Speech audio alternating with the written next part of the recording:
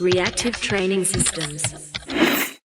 There always seems to be a conflict in powerlifting whenever we start talking about whether or not it's worthwhile to train your lats for whatever movement. Maybe we're talking about the bench press, maybe we're talking about the deadlift.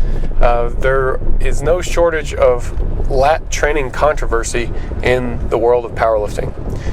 I think it's worthwhile to train your lats, but maybe the reasons why will vary, and I would say that it's not worthwhile for everyone to spend a great deal of time on it.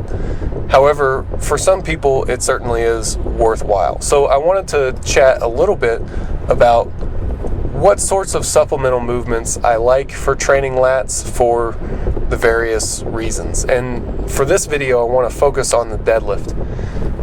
I don't really train lats directly for the deadlift that often. The main time that I'll do it is if a lifter has an issue holding the bar in close. If their back is rounding, and their back is rounding because the bar is drifting away from them, then it may be worthwhile training their lats.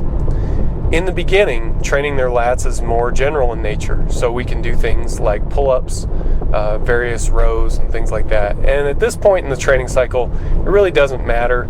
Just do whatever you like doing. If you can feel a good contraction in your lats, even better. That's what we're going for. For me personally, in my own training, I like to do dumbbell rows. I like to do pull-ups. Those are my go-to movements for this purpose. When you get beyond this, I think there's some value in doing Pendlay rows. I think having a dead stop between each rep and pulling the weight, rowing the weight off the floor is valuable in itself. I think there's a component, there's a skill component to it that does transfer to the deadlift. It's not a huge deal.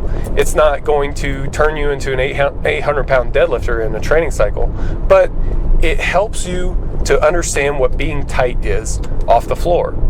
It helps you to understand how to maintain your back position off the floor. It also builds strength in the lats, which if you've already assessed that the lifter has a problem doing that, then training the lats is obviously the way to go. Beyond that, I like to do snatch grip straight leg deadlifts. They train a lot of movements, and although there's a higher recovery cost with snatch grip straight leg deadlifts, I think that recovery cost is worth it because we can train the lats in a fairly specific way to the deadlift. It lets lifters feel how the lats work in the deadlift, and also we're getting a lot of training on the spinal erectors, glutes, hamstrings, things of that nature. So we're killing a lot of birds with one stone in a snatch grip straight leg deadlift, whereas if we were going to break it down into more simple exercises or exercises that were less taxing on their own, you may need more than one movement to accomplish that.